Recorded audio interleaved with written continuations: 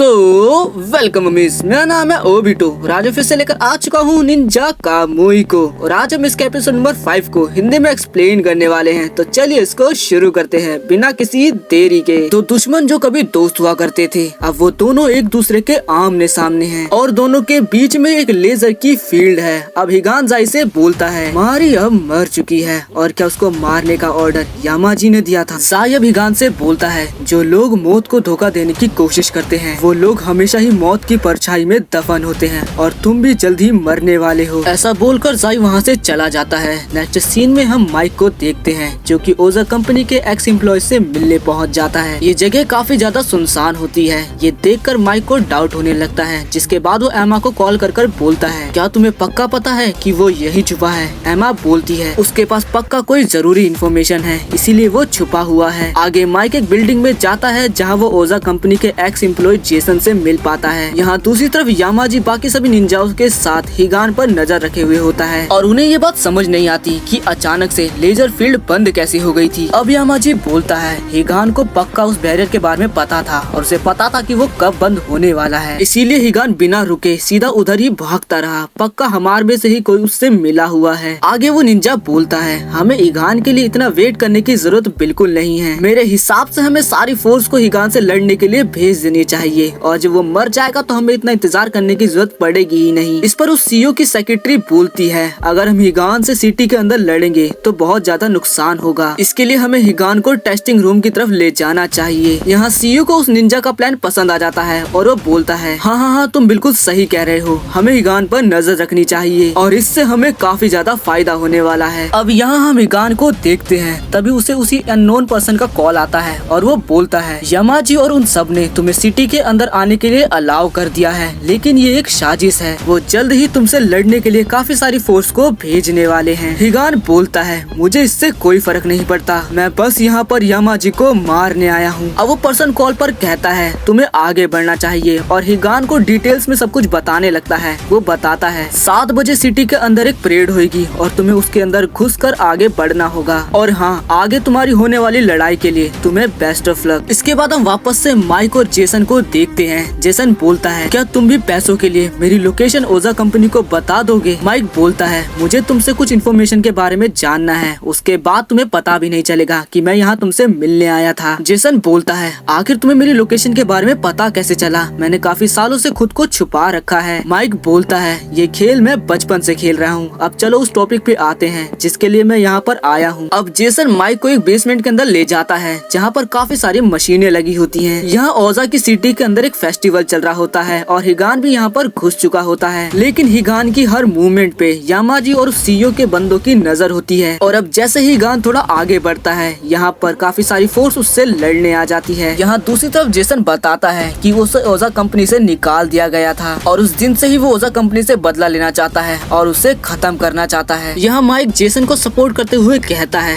मैं तुम्हारी बातों पर भरोसा करता हूँ और मेरी इन्फॉर्मेशन के लिए तुम्हें ओजा कंपनी को हैक करना चाहिए। ये सुनकर जेसन थोड़ा डर जाता है। माइक बोलता है, तुम चिंता मत करो, मैं तुम्हें हर तरह की परेशानी से बचा लूंगा। यहाँ हिगान उन सभी फोर्सों को एक एक कर मारने लगता है और काफी स्टाइल में मारते मारते अंधेरे में गायब भी हो जाता है। यहाँ जेसन ओजा कंपनी को हैक करने लगता है, लेकिन उसके हाथों ज्यादा इन्फॉर्मेशन नहीं लगती है। अब वो ओजा कंपनी के इंटरनल में घुसने की कोशिश करता है, लेकिन वहाँ भी वो नहीं घुस पाता। तभी यहाँ पर इन लोगों को ओजा कंपनी की डिटेल्स के अंदर एक बॉन्ड नाम की फाइल मिलती है। इस इंटरनल फाइल के अंदर एक लिस्ट होती है जो कि सभी फेक आइडिया होती है। माइक बोलता है, ये पक्का एक सीक्रेट स्पाई एजेंसी होगी। ये लोग अपने एजेंट्स को जगह जगह पर छोड़ देते हैं ताकि इन्हें सारी इन्फॉर्मेशन मिलती रहे, लेकिन अभी तक माइक को इसके अंदर निंजाओस के बारे में कुछ भी पता नहीं चलता है। तभी अचानक से माइक को एमा का नाम मिलता है। माइक एकदम हैरान हो जाता है और वो सोचता है, आखिर ये कैसे पॉसिबल है। तभी ओजा का सर्वर जेसन को बाहर निकाल देता है और उसी वक्त एक फोर्स उन दोनों को मारने के लिए उनकी बिल्डिंग के बाहर आ जाती है। माइक जेसन के साथ वहीं छुप जाता है और जैसे ही वो सारे अंदर घुसते हैं, माइक सभी वीडियो गेम्स को ऑन कर देता है। इससे उन सोल्जर्स का ध्यान भटक जाता है और माइक जेसन को लेकर अपनी कार के साथ यहाँ से भाग जाता है। माइक जेसन से बोलता है, पक्का FBI ने हम दोनों की इन्फॉर्मेशन ओजा कंपनी को दे दी है। और यहाँ दूसरी तरफ हिगान उसके रास्ते में आए हर गार्ड को मारते जा रहा था। उसके सामने कोई भी टिक नहीं पाता। अब यहाँ माइक की कार के पीछे वो गार्ड्स भी करने लग जाते हैं और फायर करने लग जाते हैं। अब जेसन अपनी कार को एक बस के काफी बगल से निकालता है जिस वजह से वो बस टर्न हो जाती है और उनकी कार उस बस में टकरा जाती है और बाकी बचे गार्ड्स उनका पीछा करने लग जाते हैं। तभी माइक भी कार में से फायर करने लगता है। हम देखते हैं कि माइक का निशाना काफी अच्छा होता है और उन गार्ड्स को वो खत्म कर देता है। इसके बाद हम वापस हिगान को देखते हैं जो कि अब आगे ही बढ़ता जा रहा था और उसको देख के दो एजेंट वहाँ से भाग जाते हैं। हिगान लिफ्ट की तरफ जाता है और हम देखते हैं कि हिगान ने यहाँ पर काफी सारे निंजास को मार दिया है। हिगान अपनी फैमिली के बारे में सोचे जा रहा था कि वो कैसे अपनी फैमिली के साथ काफी ज्यादा खुश था और एक पल में ही उसकी जिंदगी कैसे तबाह हो गई। यही सोचता सोचता हिगान ऊपर आ जाता है और लिफ्ट खुलते ही उसके सामने एक बहुत बड़ा खाली कमरा होता है। जैसे ही हिगान आगे आता है उसके पीछे 4 रोबोट्स आ जाते हैं। उन रोबोट्स के अंदर एक रोबोट के अंदर वही निंजा बैठा होता है जिसे हिगान को मारने का काम दिया गया था। यहाँ ओजा का सीईओ हिगान की हर मूवमेंट पर नजर रखे हुआ था और अब हिगान का टेस्ट चालू हो जाता है। हिगान बिल्डिंग के जिस कमरे में होता है उसके बाहर एक एरोप्लेन उड़ रहा होता है जिसके अंदर यामाजी बैठा होता है। हिगान जैसे ही यामाजी को देखता है वो एकदम से ही गुस्से से भर जाता है और सीधा यामाजी को मारने के लिए दौड़ने लगता है, लेकिन तभी पिंक कलर का रोबोट उस पर अटैक कर देता है। हिगान भी पलट वार करता है लेकिन वो हिगान की लात पकड़कर उसे ऊपर फेंक देता है और तब 2 रोबोट उसे ऊपर से मारकर नीचे गिरा देते हैं। अब उन 4 रोबोट्स को देखकर हिगान अपनी निंजा टेक्निक का इस्तेमाल करने लगता है और वो अपनी शैडो से 4 क्लोन्स बना लेता है। उसके क्लोन्स से उन रोबोट का ध्यान भटक जाता है और मौका पाकर हिगान उस बिल्डिंग की खिड़की को तोड़कर कूद जाता है और एक रस्सी की मदद से यामाजी के प्लेन से लटक जाता है। लेकिन तभी प्लेन में से एक एजेंट उसकी रस्सी पे गोली मारता है जिससे वो रस्सी टूट जाती है और हिगान सीधा हेलीपैड पर जाकर गिर जाता है। यहाँ हिगान का मास्क भी टूट जाता है और उसके मुंह से खून निकलने लगता है। हिगान फिर से अपनी फैमिली के बारे में सोचने लग जाता है और तभी उसके पीछे वो 4 रोबोट वापस से आ जाते हैं। तभी हिगान अपने हाथ में से वही निडल निकाल कर दोबारा से खुद पर वही निंजा टेक्निक इस्तेमाल करने वाला होता है। तभी उसे डॉक्टर की वो बात भी याद आती है जहाँ डॉक्टर ने उसे बताया था कि अगर तुमने एक बार दोबारा इस टेक्निक का इस्तेमाल किया तो तुम मर भी सकते हो। हिगान बोलता है अब से कुछ ही समय में मैं भी अपनी फैमिली के साथ होऊंगा और अब वो निडल्स को काफी जोर जोर से मारने लगता है, लेकिन तभी वो 4 रोबोट्स हिगान पर अटैक कर देते हैं और उसे मारने लगते हैं। हिगान हवा में होता है और तभी वो एक रोबोट के मुंह पर चढ़कर अपनी तलवार को उसके थोबड़े में घुसा देता है। अब हिगान एक स्मोक बम छोड़ देता है जिससे उन रोबोट्स को कुछ भी दिखाई नहीं देता और इसका फायदा उठाकर हिगान एक एक कर उन रोबोट्स पर अटैक करने लग जाता है। तभी उनमें से एक ग्रीन रोबोट फायर अटैक करता है लेकिन हिगान सही समय पर बच जाता है। हिगान बोलता है एक शांत तालाब सूरज की रोशनी में बहुत चमकता है। ऐसा बोलकर हिगान अपनी एक और निंजा टेक्निक इस्तेमाल करने वाला होता है, लेकिन तभी कहीं से कांटे आते हैं और वो हिगान को लग जाते हैं जिससे हिगान काफी दूर जाकर गिरता है। धीरे धीरे वो सारा स्मोक भी हट जाता है और पिंक वाला रोबोट हिगान को पकड़ लेता है। तभी ग्रीन रोबोट हिगान को मारने लगता है और अब वो ग्रीन रोबोट अपने काफी जान से मुक्का बनाकर मारता जाता है और बोलता है ये मेरा शिकार है, इसे तो मैं ही मारूंगा। अब यहाँ पर बारिश भी स्टार्ट होने लग जाती है और तभी यहाँ पर जाई भी आ जाता है और वो बोलता है क्या अब तुम समझे, जिस रास्ते पर तुम चल रहे हो वहाँ तुम्हें नर्क से कोई नहीं बचा सकता।